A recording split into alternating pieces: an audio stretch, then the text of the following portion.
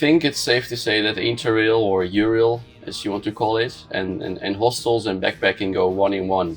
So I really see it as one product. So people travel by train, they meet each other in the train, and then they figure they can go to the same cities, and then they stay in the hostels, and then they hang out.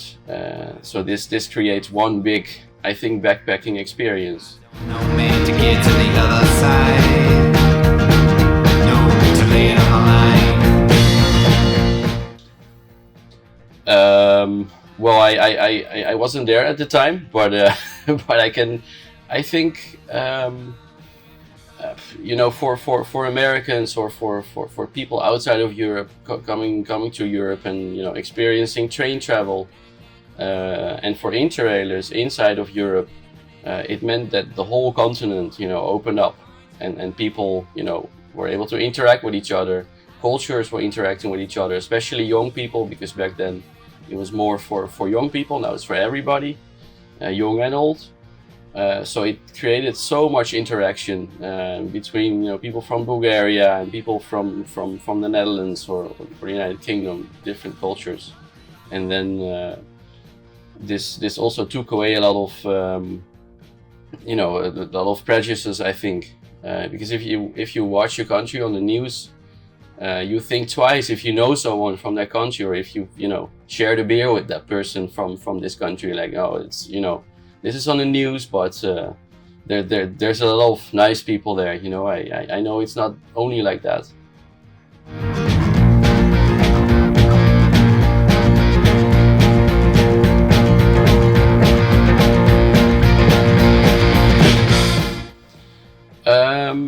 So before Interrail Eurail was there, it was much harder for people. There's how many railway companies in Europe? Every country has its own railway company, and this is still the case. So Interrail Eurail forms this connection between all these different sort of islands, different operators, and we connect them all with one ticket. So before.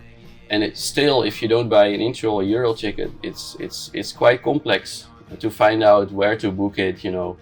How much is it going to cost? When do I need to book?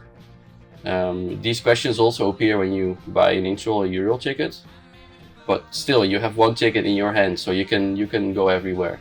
But if you don't have this ticket, you have to sort it all out, and that's not easy. I don't know, man, to get to the other side. So there's always political struggles going on, and stuff like that influences the travel behavior, obviously, of people. When there's less money, the first thing people probably won't do is travel, and especially expensive ways of traveling, or traveling of which they don't really know how much it's gonna cost. So this is probably the first thing that people won't do when there's political issues, or and of course stuff like COVID, super challenging because no one could travel. So this is probably one of the most challenging things over the years that has happened to the company. Countries have left the pass. Countries have joined the pass. So there's always sort of a deep development. But it's hard for me to say which were most difficult, like throughout the whole history.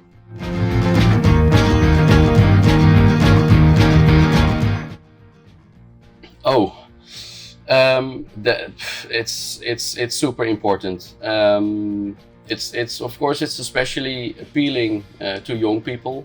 Also now we have Discover EU, which is for 18-year-olds, and they can start backpacking, and they can start experiencing how it is to discover other cultures and meet other people. But it creates, like, I'm pretty sure that backpacking culture in Europe bonded the continent as well, because people are young and they meet people, and then as they grow older, they get a job somewhere, and then they still know what they've been through while they were traveling, which people they've met.